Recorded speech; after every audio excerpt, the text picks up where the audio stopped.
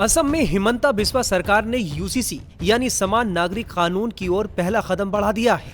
हिमंता सरकार ने मुस्लिम marriage and divorce act 1935 को खत्म करने का फैसला लिया है। शुक्रवार को मुख्यमंत्री हिमंता बिस्वा शर्मा की अध्यक्षता में हुई कैबिनेट की बैठक में इस प्रस्ताव को मंजूरी दे दी गई। राज्य में अब सभी शादियां और तलाक स्पेशल मैरिज एक्ट के तहत होंगी। अब मुस्लिम विवाह और डिवोर्स से जुड़े सभी मामले स्पेशल मैरिज एक्ट के तहत सुलझाए जाएंगे। असम सरकार का दावा है कि इससे राज्य में हो रहे बाल विवाह भी रुकेंगे। सीएम हिमंता ने हाल ही में कहा था कि हम समान नागरिक संहिता की ओर बढ़ रहे हैं। हिमंता सरकार के इस फैसले से अलग अलग पार्टियों के कई मुस्लिम नेता भड़क गए हैं। उत्तर प्रदेश में समाजवादी पार्टी के नेता एसटी हसन ने कहा कि मुस्लिम सिर्फ शरीयत और कुरान को ही मानेंगे। मुस्लिम मैरिज एक्ट खत्म कर दिया और बाकी हिंदू मैरिज एक्ट का क्या करा, आदिवासियों के लिए क्या करा, सिख्स के लिए क्या करा। ये इस्लाम के अंदर मदाखलत कोई भी मुसलमान बर्दाश्त नहीं करेगा। असम सरकार के Assam Muslim marriages and divorce registration act को निरस्त करने के ऐलान का मुस्लिम समुदाय के नेता विरोध कर रहे हैं। राज्य के बड़े नेता बदरुद्दीन अजमल का कहना है कि ऐसा करके वो मुसलमानों को भड़काना चाहते हैं। Assam marriage and divorce act को आपका क्या मुसलमानों को भड़का के अपना वोट वो लोग पोलराइज कराना चाहते हैं, जो मुसलमान नहीं होते। असम पहले 3 तलाक, उसके बाद ये और भी बहुत कुछ है। असम में यूसीसी लाने का एक पहल है, पहला स्टेप है।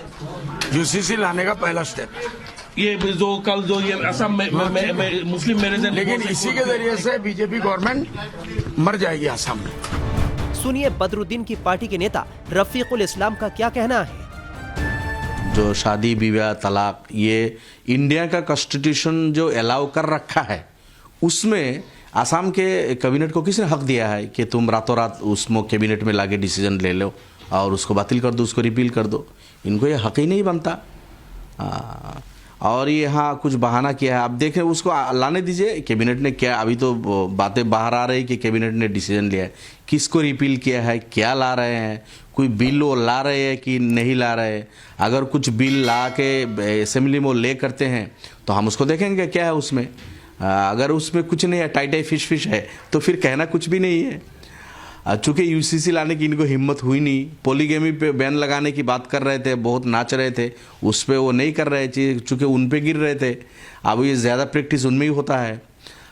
यूसीसी लाएंगे तो उनके अंदर इतने आपस में बीजेपी के फॉलोअर्स के अंदर इतना मारामारी होगा कि वो हिम्मत उनको नहीं हुई। इसलिए अब चलो कुछ कर लेते हैं। इसलिए अगर कैबिनेट ने ये फैसला लिया है तो हम उसको लाने दीजिए। क्या डिसीजन लिया है वो बाहर आएगा। अगर उसको विधानसभा में वो ले करते हैं, कोई बिल लाते हैं, रिपीलिंग बिल लाते हैं, हम उसको देखेंगे, पढ़ेंगे और जो भी इंडिया का कॉन्स्टिट्यूशन के खिलाफ होगा, जहाँ भी आसाम कैबिनेट को हक नहीं होगा कि वो नहीं ला सकते, उसका हम विरोध करेंगे, ज़ोरदार विरोध करेंगे हम।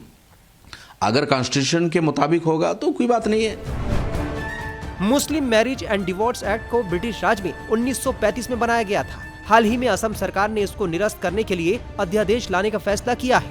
इसके जरिए असम सरकार का कहना है कि वो राज्य में मुसलमानों के बीच बाल विवाह जैसे मुद्दे को खत्म करना चाहती है। अधिनियम में ऐसे प्रावधान थे जो दूल्हा और दुल्हन के नाबालिग होने पर भी शादी के रजिस्ट्रेशन की इजाजत देते थे। टाइम्स नाउ नव भारत डिजिटल की रिपोर्ट।